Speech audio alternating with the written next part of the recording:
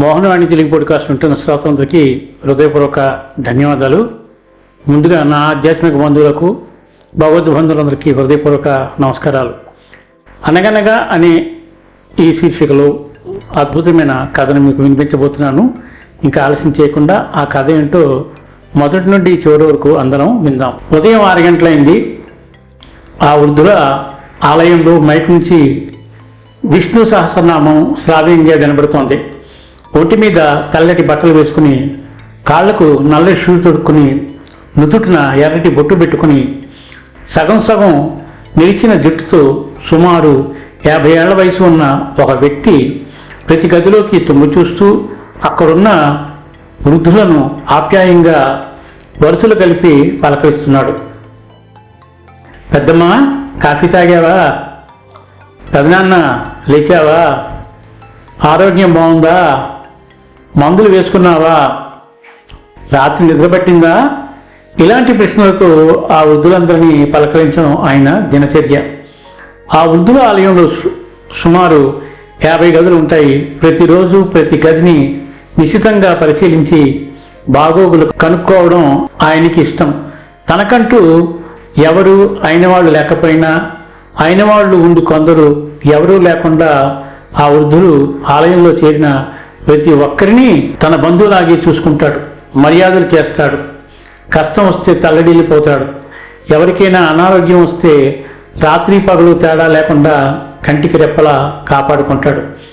అలా ప్రతి గదిలోకి తిరిగి భోజనశాలలోకి వెళ్ళి అందరూ పలహారం తీసుకునేవారు అక్కడే కూర్చుంటాడు. ఎవరైనా భోజనశాలకు రాలేకపోతే కారణం తెలుసుకొని వారు ఉండే గదిలోకి టిఫిన్ కూడా పంపించడం ఆయన దినచర్యలో భాగమే. మధ్యాహ్నం, సాయంకాలం కూడా ప్రతి ఒక్కరూ తినేదాకా తను వేచి ఉండడం ఆయనకి అలవాటు.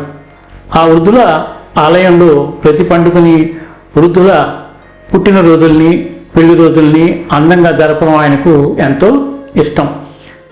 ప్రతి ముదిసలిని తన సొంత వాళ్ళుగా చూసుకోవడం ఆయనకి అలవాటైపోయింది. ఇంతకీ ఆయన ఎవరు? ఈ శరణాలయానికి ఆయనకి ఏమిటి సంబంధం? ఆయన పేరు చంద్రశేఖర్. ఈ శరణాలయానికి చెప్పాలంటే ఆయనే యజమాని. ఎప్పటిలాగా ఉదయం పూట తన దినచర్య ముగించుకుని ఆఫీసు రూమ్లోకి వెళ్ళబోతున్న చంద్రశేఖర్కి ఎదురుగుండా ఉన్న బెంచ్ మీద సుమారు 40 ఏళ్ల ఉన్న స్త్రీ కూర్చుని ఉండడం గమనించారు. పక్కనే ఒక సూట్ కేసు, చిన్న సంచి కనపడ్డాయి. కానీ కూడా ఎవరు లేరు. చంద్రశేఖర్ గారిని చూడగానే ఆమె 2 చేతులు ఎత్తి నమస్కరించింది. లోపలకు రెండంటూ గదిలోకి వెళ్ళి తన కుర్చీలోని కూర్చుని ఎదురుగుండా ఉన్న కుర్చీ చూపించి ప్రశ్నార్థకంగా ఆమెకేసి చూశాడు. నా పేరు అన్నపూర్ణమ్మ. మాది హైదరాబాదు. నాకు 2 పిల్లలు. మా వారు స్టేట్ బ్యాంక్ ఆఫ్ ఇండియాలో పనిచేసేవారు. పిల్లలిద్దరూ చదువుకుంటూ ఉండేవారు. ఆనందంగా ఉన్న మా కుటుంబంలో ఒక తీవ్ర విషాదం మా కుటుంబాన్ని తలకిందులు చేసింది. వేసవి సెలవుల కోసం మా పిల్లలు 2 కాకినాడలో మా అమ్మగారి ఇంట్లో దింపుదామని గౌతమి ఎక్స్ప్రెస్లో బయలుదేరిన మా వారు పిల్లలు ఏసీ బోగీలో వచ్చిన మంటల్లో కాలిపోయారు. ఆ ప్రమాదంలో మా వారు పిల్లలతో పాటు చాలామంది చనిపోయారు. నేను పెద్దగా ఏమీ చదువుకోలేదు. నేను దిక్కులేని దాన్ని అయిపోయాను. నాకు నాన్న వాళ్ళు ఎవరూ లేరు. దూరపు బంధువులు దగ్గర కొద్దీ రోజులు ఉండి వారు నా ఆస్తి కాజేసే ప్రయత్నాలు చూసి భయమేసి ఈ శరణాలయం గురించి విని, ఇది శరణాలయం కాదు, ఒక కుటుంబంలా ఉంటుందని పేపర్లో చదివి ఇక్కడికి వచ్చాను. నాకు ఉచితంగా మీరు ఏమీ పెట్టనక్కర్లేదు. ప్రతి నెల అందరిలాగే ఫీజులు చెల్లిస్తాను అంటూ ఏడుస్తూ చెప్పిన ఆమె మాటలకు చంద్రశేఖర్కి దుఃఖం ఆగలేదు.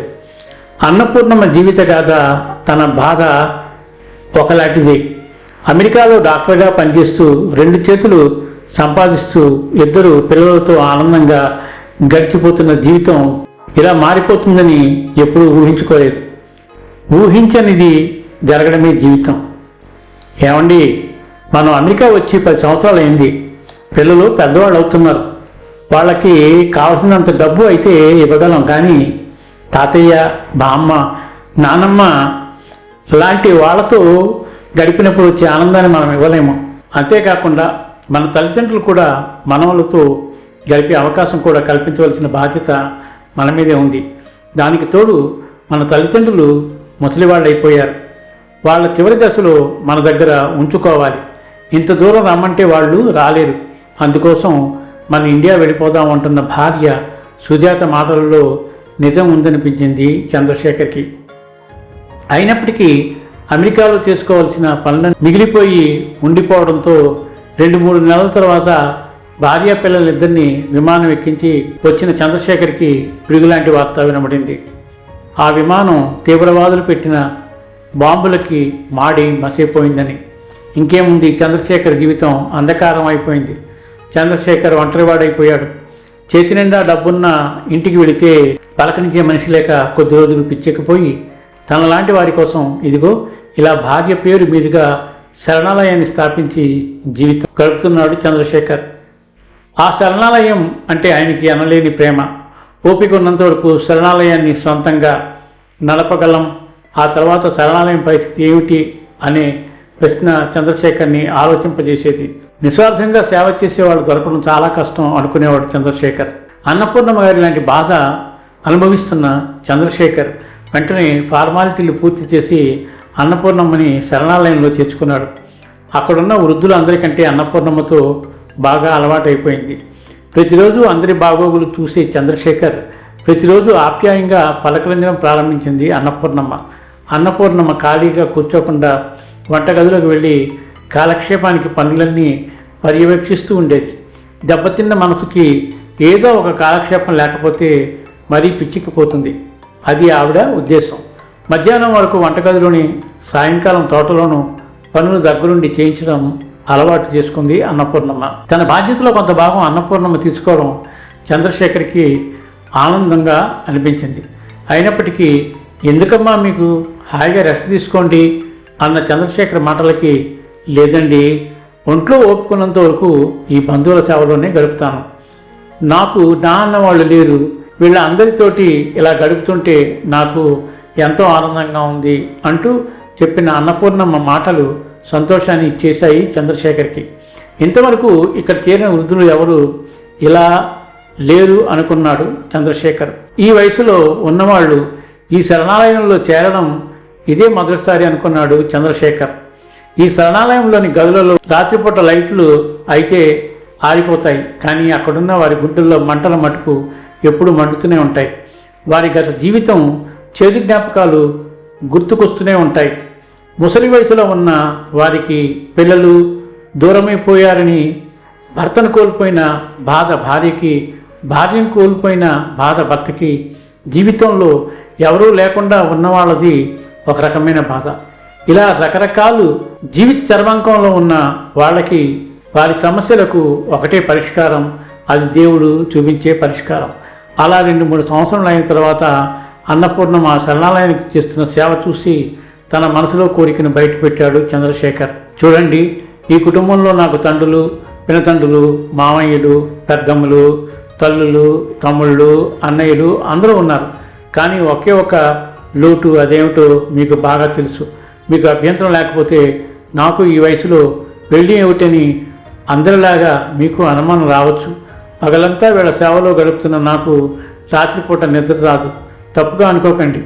మనసు పంచుకోవడానికి ఒక మనిషి ఎవరూ లేరు. అంతేకాదు, రేపొద్దున నాకు ఏదైనా అయితే నన్ను నమ్మి ఇక్కడికి వచ్చిన ఈ వృద్ధుల పరిస్థితి ఏమిటి? శరణాలయాన్ని కన్నబిడ్డలా చూసుకునేది ఎవరు? ఇక్కడ ఉన్న వాళ్ళందరిలో మీది నాది సమానమైన బాధ. మీకు అభ్యంతరం లేకపోతే అంటూ చెప్పిన చంద్రశేఖర్ మాటలకి అన్నపూర్ణమ్మ చాలాసేపు ఆలోచించి మౌనంగా ఉండిపోయింది. ఆ తర్వాత కొద్ది రోజులకి ఒక మంచి ముహూర్తంలో కొంతమంది వృద్ధులు మగపెళ్లివారుగాను, మరికొంతమంది ఆడపెళ్లివారుగాను మారి ఆ పెళ్లి దగ్గరుండి జరిపించి మనస్ఫూర్తిగా దీవించారు. ఇది దేవుడు కలిపిన బంధం అని అందరూ ఆనందపడ్డారు. ఒకే అభిరుచి ఉన్న ఇద్దరు వ్యక్తులు కలిస్తే ఏముంది? శరణాలయం మరింత మందికి ఆశ్రయం ఇచ్చింది. అది ఆ దంపతులకు ఎంతో తృప్తినిస్తూ వచ్చింది. చాలా అద్భుతమైన కథ. వీలుంటే 10 మందికి షేర్ చేసి ఈ కథను వినిపిస్తారని మనస్ఫూర్తిగా కోరుకుంటూ, సర్వే జనా సుఖినో భవంతు, లోకా సమస్తా సుఖినో భవంతు. ధన్యవాదాలు. స్వస్తి.